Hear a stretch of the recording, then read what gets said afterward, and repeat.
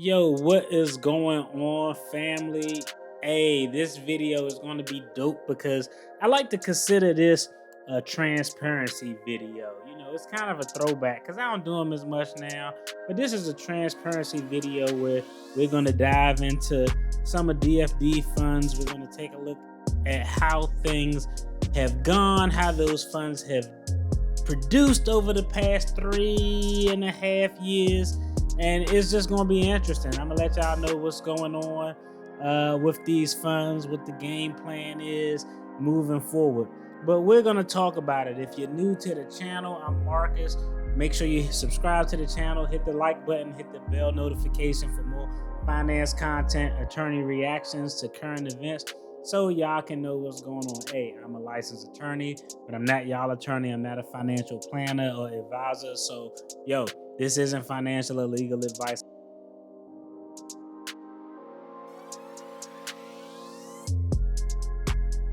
Well, for those of you who don't know, I probably linked the video either above or in the description box. I did a video where I knew that, hey, in 6 months, I'm going to be losing my job.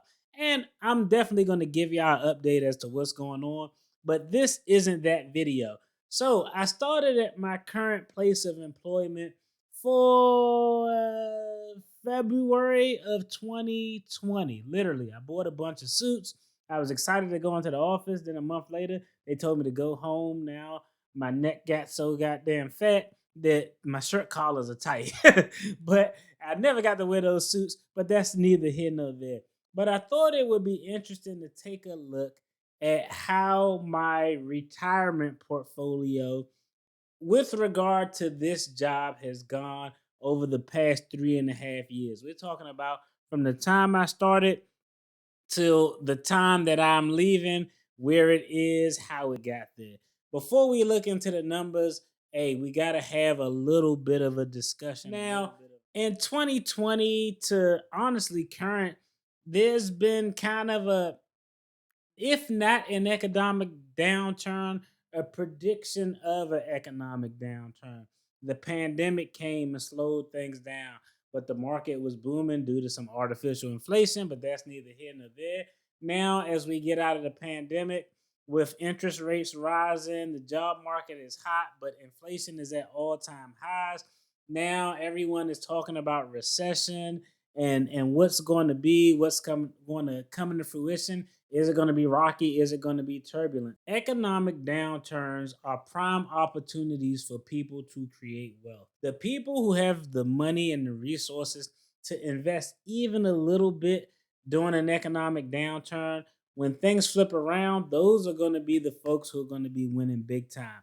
So the last economic downturn in 2008, your boy DFD couldn't capitalize. Well, DFD, why couldn't you capitalize in 2008 on an economic downturn? Because I was broke as hell, okay?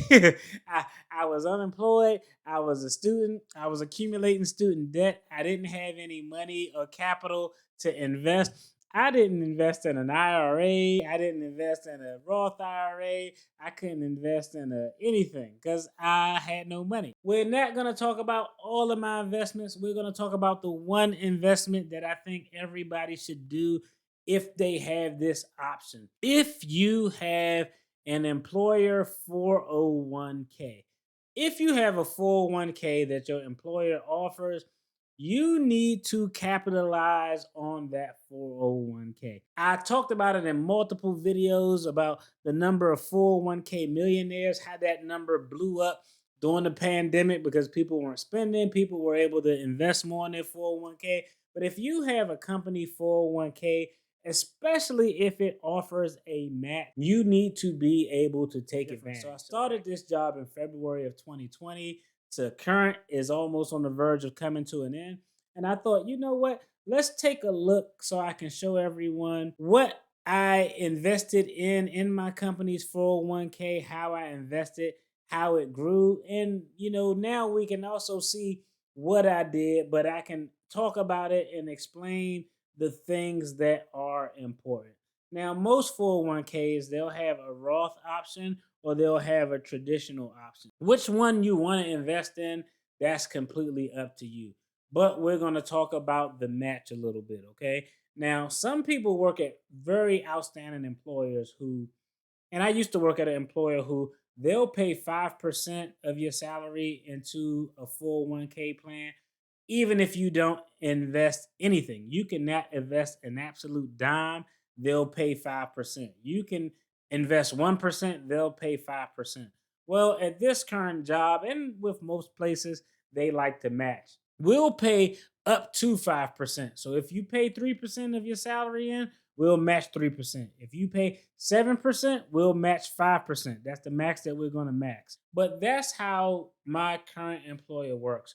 So we got about 3.5 years of a sample size to look at. So we're going to pull the numbers up. I'm going to get things up on the screen. Okay, before we dive into the numbers, or before I dive into the numbers, the first thing I got to say is, yo, everybody has to start somewhere. Back in the day when DFD was a young lawyer making $40,000 a year, I didn't have much to contribute. But, due to some opportunity, due to some hard work, due to some luck, due to some of God's favor, I'm definitely in a much better position. So I'm showing y'all these numbers to be transparent because I want y'all to see how the maximizing the employer match works. I want y'all to see how investing in the right thing work. I want y'all to see how it works. So it's not anything to try to be a flex, because really this ain't anything. Like, it's people out there who invest in multi-millions of dollars a month. So this is just my lowly account that I've been doing since I've been at this company in February of 2020. But I really want to show y'all this so y'all can see how what I'm saying is actually holding true. The other thing is, we all have to start somewhere. Where you start isn't where you finish, and it's all about being consistent. And the first thing we're going to look at before we even go to what the balance is, okay? We're going to start with the balance history. 2020 was the first year that I started working at my current employment. And we can see right here, what was I able to invest, okay? My contribution was $7,398. The agency's contribution was $7,463. So at the end of the year, balance for 2020 was $17,388. We can see that my contribution and the agency's contribution accounted for uh $14,862. The earnings that year pushed that up to $17,388. So now let's take a look at year two. Year two, 2021, I contributed 5%, $8,592. The agency matched that 5% for a total of $17,184 for the year. Slightly up a few $1,000s from the previous year. The year end balance closeout was $37,902. Okay. So that's where we were after year one and year two.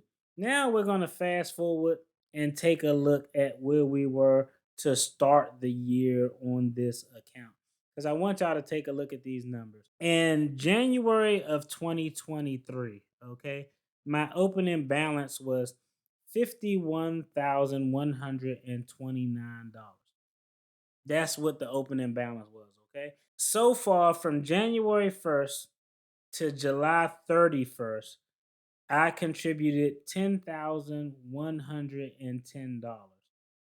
The agency gave me a 4% match of $4,209 and a 1% automatic match of $1,052.34. Okay. My gain for the year in the market was $11,049. So currently, my closing balance at the time that I'm shooting this video is $77,551. That's the total amount in my 401k from the time I started this job, February of 2020, to current where we stand right now. The employer match is essential to take. I know I say it all the time. Y'all think, oh, DFD just flapping off at the gums, just to repeat the same thing over and over. But you have to take advantage of that employer match. That's a lot of money. That match that they give you is going to capitalize over time. That's point number one. Point number two, it's about being consistent. You know what I did? Essentially, what I did was I started my investment at just investing 5% to get the employer match. And every year that I get a 2 or 3% raise, I invest that 2 or 3%. Essentially, I got to a point where it's damn near 10% of my salary that I'm investing. 5% of my salary is being matched. And, that's just kind of how the numbers got to where they got. One of the things that I think was really important, because when I started, this job, I knew I wanted to pay off debt. So I reduced my investments. At the old job, I was probably somewhere in the 17 to 20% range, but I reduced my investment down initially starting this job to 5% just to get the 5% match because I knew I wanted to pay off debt. As I got promotions or cost of living increases, I just reallocated those small increases over to go into this investment account. But the big thing and the big takeaway I wanted to take away and I wanted to put on the screen is let's look at the overall return on investment this year. So since February 2020 to current, the total account balance is $77,000. That's including my contributions, my employer contributions, and the gains. On year to date, this account is up 18.99%, almost 20%. So people who out there losing in the stock market, I'm gonna just keep it 100 with y'all. They don't know what the hell they're doing or they're investing in the wrong things. When you have a year where your return, what you're making in the market is greater than what your contributions is, that's a hell of a good year. And if you keep investing consistently in things that you understand, things that's going to yield you consistent results, you know what'll happen over time.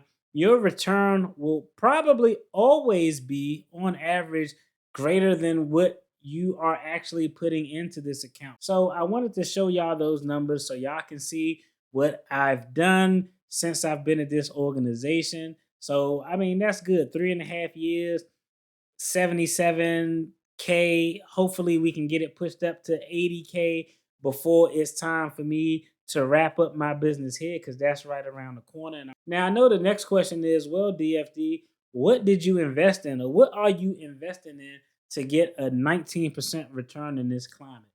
Long story short, I invest in a fund that essentially tracks the S&P 500. I don't have any bonds. At one point, I had like maybe 15% of bonds. Bonds are just worthless to me, in my opinion. Y'all can see the video. I link it above in the description on why I don't rock with bonds. The market is better for me. Everybody do what is best for you, but I don't really rock with bonds. But I essentially invest in funds that track the S&P 500. The 500 most profitable corporations, companies in the United States, the S&P 500, those are the companies I want to invest in. I put all of my retirement money in funds that tracks the S&P 500. I leave it alone. I put it in there. I wash and repeat. So I'm not day trading. I don't got the time to be watching the stock market to see what's going on. I got too much stuff to do. So I don't want to worry about what my money is doing. I put it someplace where I know I'm on average going to make anywhere between, on average 7.9 to 10% on average. More higher than that is probably more like 10%, but I like to be modest in the numbers.